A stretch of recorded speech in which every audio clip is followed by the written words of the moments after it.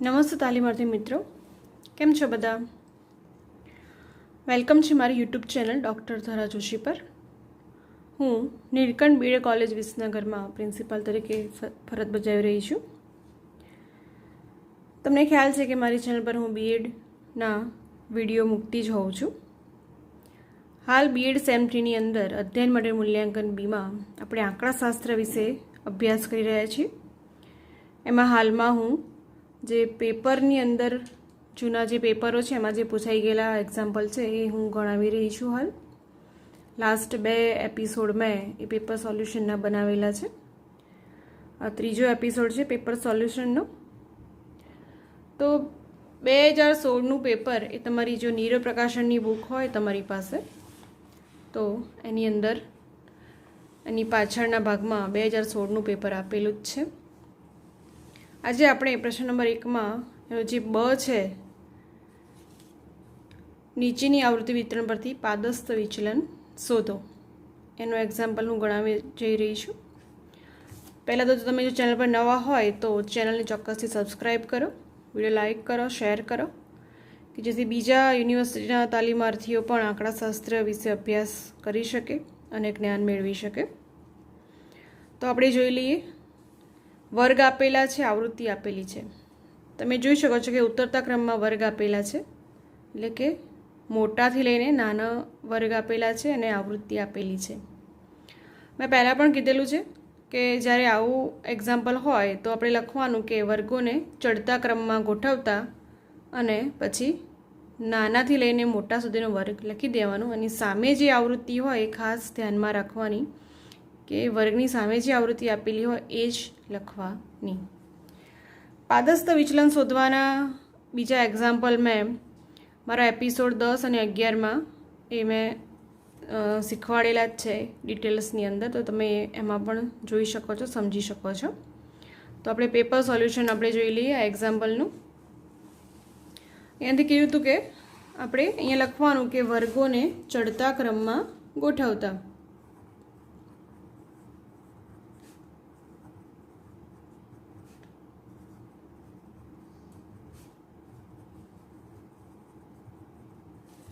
બરાબર, ચડતા ક્રમમાં ગોઠવતા એમ કરીને આપણે જે આપણી રકમ આપેલી છે એને આપણે આવી રીતે પહેલાં 1 થી 7નો વર્ગ, 8 થી 14નો વર્ગ એમ કરીને જે મોટો વર્ગ છે એ લખવાનો, અને આવૃત્તિ પણ એની 1 થી 7માં જે સામે આપી છે કે 2, તેવી રીતે 2, પછી 5, 8, 13, 7, 4 અને 1 એવી રીતે આપણે અહીંયા લખી દેવાની છે.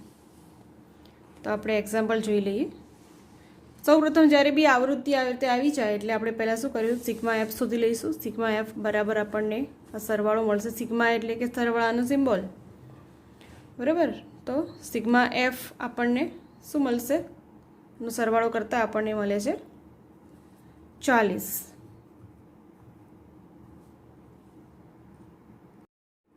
હવે સિગ્મા એફ શોધ્યા પછી આપણે શું શોધવાનું છે, સીએફ એટલે કે સંચયી આવૃત્તિ.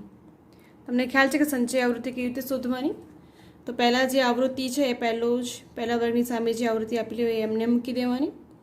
પછી આ આવૃત્તિ વત્તા એના પછીની જે આવૃત્તિ છે, આ સંચય આવૃત્તિ અને પછીના વર્ગની આવૃત્તિનો સરવાળો કરવાનો. તો 0, 7 એમ 7 અને 8 એટલે કે 15. એવી રીતે અહીં બધા સરવાળા આમ કરીને અહીંયા આપણે સીએફ લખવાનું છે. તો 15 + 13 એટલે કે 28, 28 + 7 એટલે કે 35, 35 + 4 39 અને 39 + 1 એટલે કે 40.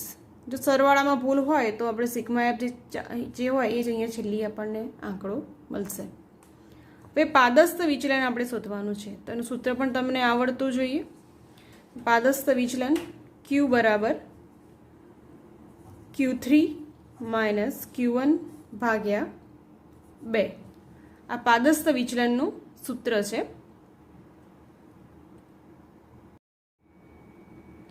તો પાદસ્થ સૂત્ર છે Q = Q3 - Q1 ભાગ્યા 2.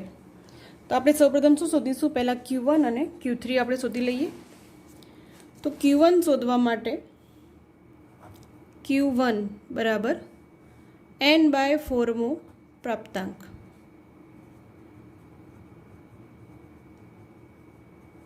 હવે એન કેટલા છે? Sigma F is equal to શું લખી શકીએ? એન. તો એન કેટલા આપેલા છે? 40/4મો પ્રાપ્તાંક બરાબર 10મો પ્રાપ્તાંક. હવે જે 10મો પ્રાપ્તાંક છે આપણે ક્યાં જોવાનું છે? સીએફના ખાનામાં જોવાનું છે. તો 10મો પ્રાપ્તાંક એ 15 સુધીના જે સીએફ છે એમાં આવી જાય છે. તો 15ની સામેનો જે વર્ગ છે કે 15થી 21 એ આપણો Q1 વર્ગ આપણને મળશે. તો એ જે આવૃત્તિ છે એ આપણને F1 મળશે અને એના CFની આગળના વર્ગની જે આવૃત્તિ છે આપણી CF1 મળશે. આ બધું આપણે આગળના સૂત્રમાં ઉપયોગ કરવાનું છે.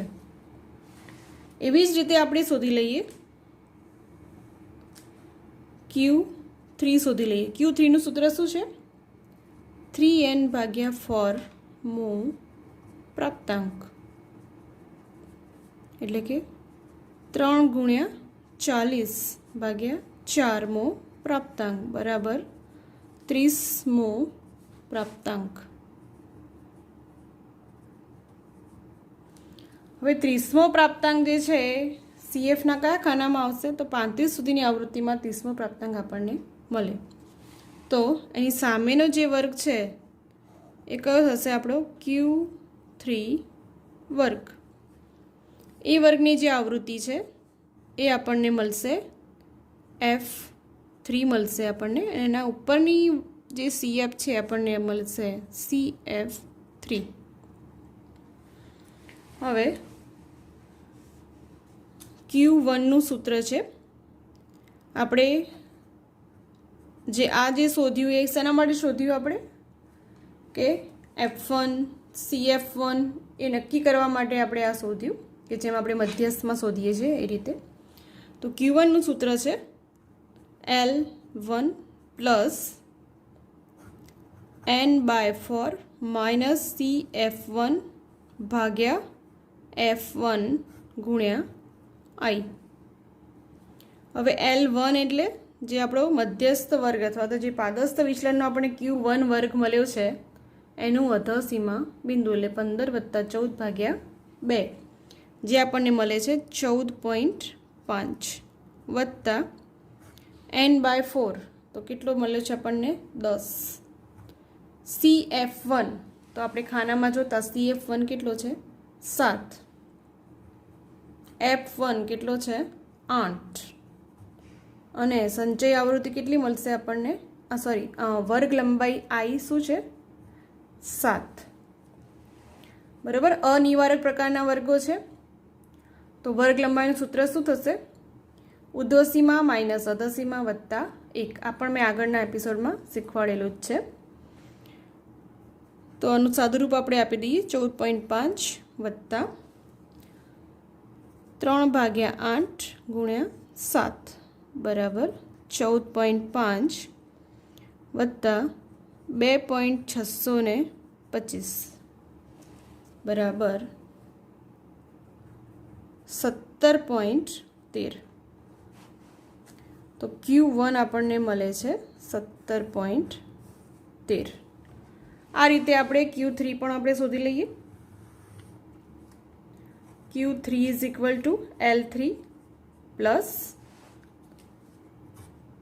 3n/4 માઇનસ CF3 ભાગ્યા F3 ગુણ્યા વર્ગ લંબાઈ.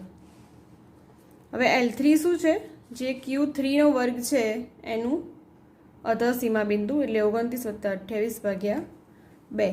તો L બરાબર આપણને મળે છે L3 બરાબર 28.5 વત્તા 3n/4 છે 30 માઇનસ CF3 કેટલો છે? 28 ભાગ્યા F3 કેટલો છે? 7 ગુણ્યા વર્ગ લંબાઈ પણ છે 7 બરાબર 28.5 વત્તા 2/7 ગુણ્યા 7. 7 અહીંયાથી આપણે કેન્સલ કરીએ છીએ એટલે કે 28.5 વત્તા 2 બરાબર 30.5. તો Q3 આપણને કેટલો મળી ગયો? 30.5. હવે આપણને Q1 અને Q3 બંને આપણને મળી ગયા છે. તો આપણે પાદસ્થ વિચલન Q બરાબર આપણે શોધી લઈએ. અહીંયા Q3 કેટલા છે? 30.5.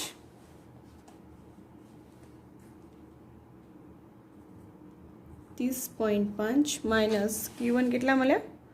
17.13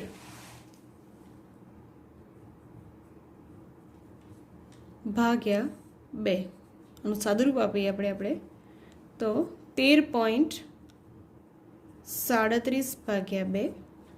તો Q આપણને મળે છે પાદસ્થ વિચલન Q બરાબર 6.69. તો Q આપણને મળી ગયો પાદસ્થ વિચલન Q બરાબર 6.69. તમે જોઈ શકો કેટલું એકદમ ઇઝી એક્ઝામ્પલ છે. ફક્ત ટેબલમાં તો ફક્ત CF જ બનાવવાનું છે આપણને. પછી Q1 શોધવાના, Q3 શોધવાના, વર્ગ અને CF1 F બધું નક્કી કરવા માટે. પછી આ જે સૂત્ર છે મધ્યસ્થનું જ સૂત્ર છે. આ Q1 બરાબર શું થશે? L1 પ્લસ અહીંયા n/4. મધ્યસ્થમાં શું હોય છે? n/2 હોય છે. પણ અહીંયા પાદસ્થ વિચલન છે એટલે અહીંયા n/4 માઇનસ CF1 ભાગ્યા F1 ગુણ્યા અહીં. એ જ રીતે Q3નું પણ આ સૂત્ર છે.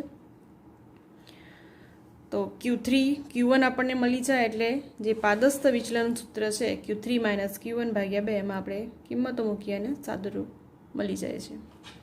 તો જે 8 માર્કનો ક્વેશ્ચન છે આ, તો 8 માર્ક તમારો એકદમ ઇઝી, ઓછા સમયમાં અને એકદમ 8 માર્ક તમને મળવા પાત્ર થઈ જાય છે. ઓકે, તો તમે શીખી જ ગયા હશો પાદસ્થ વિચલન. હજી પણ જો ખબર ના પડી હોય તો તમે મારા જે એપિસોડ છે એમાં તમે જઈને ડિટેલ્સમાં સમજી શકો છો. ઓકે, આપણે બીજો એક નેક્સ્ટ એક્ઝામ્પલ આપણે જોઈ લઈએ. ફરીથી 2016ની અંદર જ બીજો એક એક્ઝામ્પલ છે આપેલો છે ક્વેશ્ચન નંબર 3ની અંદર. ત્રીજો એક્ઝામ્પલ છે, નીચેની માહિતી પરથી 64 ગુણ મેળવનાર વર્ષાનો PR શોધી તેનું અર્થઘટન કરો. PR એટલે કે પર્સન્ટાઇલ રેન્ક. તો 64 ગુણ મેળવનાર વર્ષાનું PR શોધવાનું છે અને અર્થઘટન કરવાનું છે. અહીંયા પણ તમે જુઓ કે વર્ગ આપ્યા છે ઉતરતા ક્રમમાં, મોટાથી લઈને નાના વર્ગો આપેલા છે અને આવૃત્તિ આપેલી છે. તો આપણે શું કરીશું? પહેલાં ચડતા ક્રમમાં ગોઠવતા એમ લખીને આપણે નાનાથી લઈને મોટા વર્ગ આપણે ગોઠવી દઈશું અને આપણે એક્ઝામ્પલ ગણીશું. ઓકે, તો આપણે એક્ઝામ્પલ જોઈ લઈએ. તમે જોઈ શકો છો કે આપણે વર્ગોને ચડતા ક્રમમાં ગોઠવતા એમ લખીને આપણે નાનાથી લઈને મોટા વર્ગ સુધી લખી દેવાનું. એની સામે જે આવૃત્તિ આપેલી હોય એ પણ આવી રીતે લખી દેવાની. તો લખ્યા પછી આપણે પહેલાં શું કર્યું? સિગ્મા એફ શોધ્યું. સિગ્મા એફ બરાબર છે 72. હવે સંચય આવૃત્તિ શોધવાની છે. તમને ખ્યાલ છે કે પહેલી જે આવૃત્તિ હોય એમને મૂકી દેવાની અને પછીના વર્ગની આવૃત્તિ સાથે બંનેનો સરવાળો કરીને અહીંયા મૂકવાનો. તો 2 + 5 એટલે કે 7, 7 + 11 એટલે કે 18, 18 + 15 33, 33 + 17 50, 50 + 13 63, 63 + 8 એટલે કે 71 અને 71 + 1 એટલે કે 72. સિગ્મા એફ જેટલું હશે એ છેલ્લો આપણો આંકડો CFનો મળી જશે. હવે આપણે શું શોધવાનું છે? PR શોધવાનું છે. તો અહીંયા કયા ગુણનો PR શોધવાનું છે? તો 64 ગુણ મેળવનાર વર્ષાનો PR શોધવાનું છે. હવે પ્રાપ્તાંક 64નો PR શોધવાનો છે. આપણે એ લખીએ કે જે પ્રાપ્તાંક છે કેટલો આપેલો છે? આપણને રકમમાં આપેલો છે 64 નો PR આપણે શોધવાનો છે. તો 64 જે વર્ગમાં સમાતો હોય તે આપણો PR વર્ગ આપણને મળશે. તો એ પણ આપણે લખી દઈએ. CFના ખાનામાં આપણે જોતા શું મળશે કે 64 પ્રાપ્તાંક, 64મો પ્રાપ્તાંક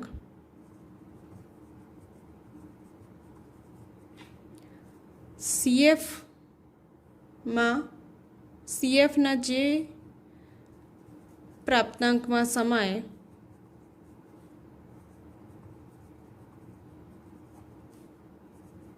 એ પીઆર વર્ગ આપણો બનશે મળશે.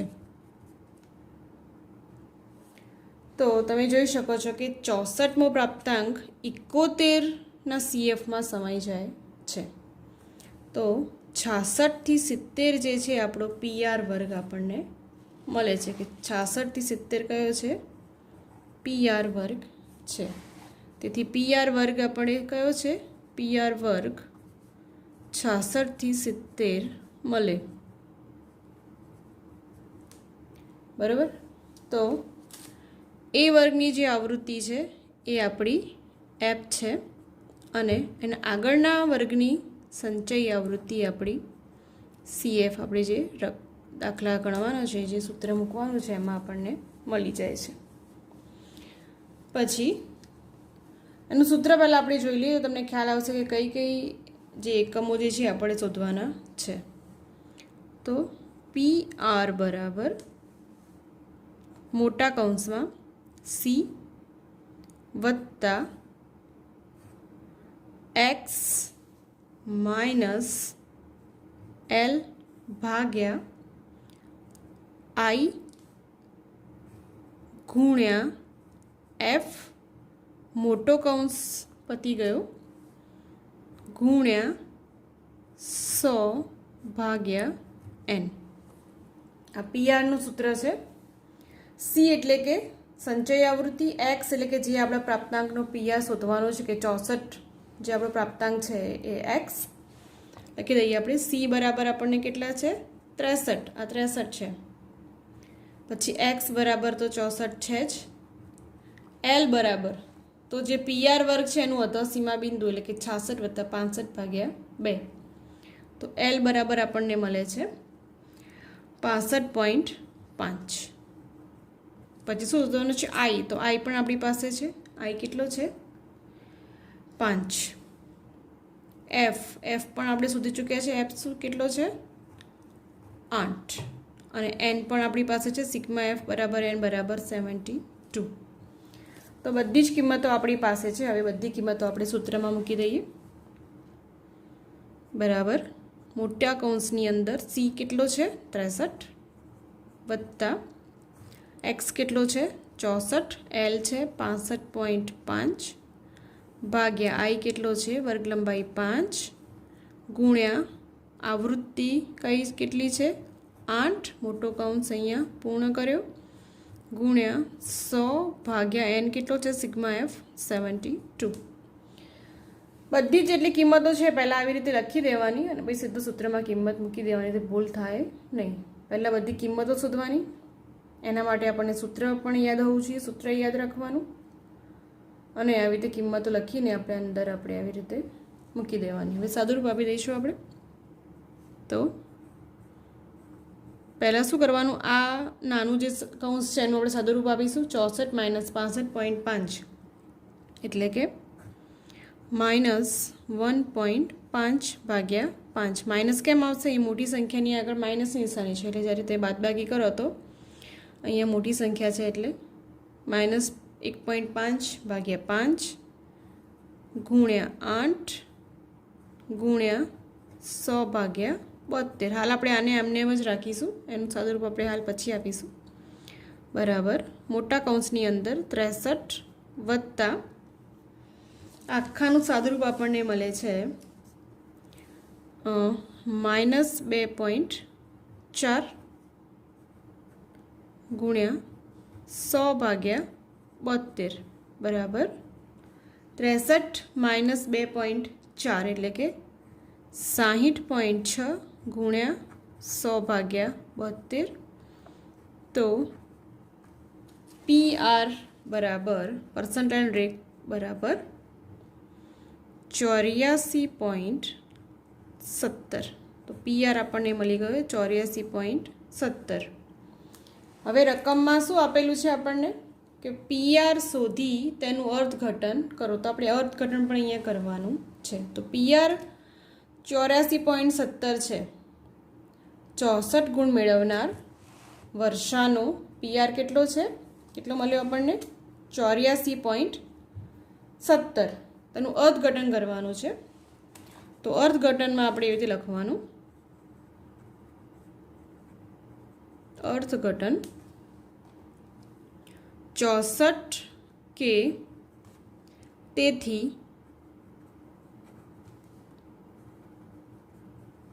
ઓછા ગુણ મેળવનાર નું પ્રમાણ 84.17% જેટલું છે. ઓકે, તો આપણો એક્ઝામ્પલ થઈ ગયો. ખૂબ જ ઇઝી એક્ઝામ્પલ છે. આપણને ખાસ કરીને તો આ સૂત્ર યાદ રાખવાનું છે, પીઆરનું સૂત્ર. જે ટેબલ છે તો ફક્ત ને ફક્ત ઓનલી CF જ શોધવાનું છે.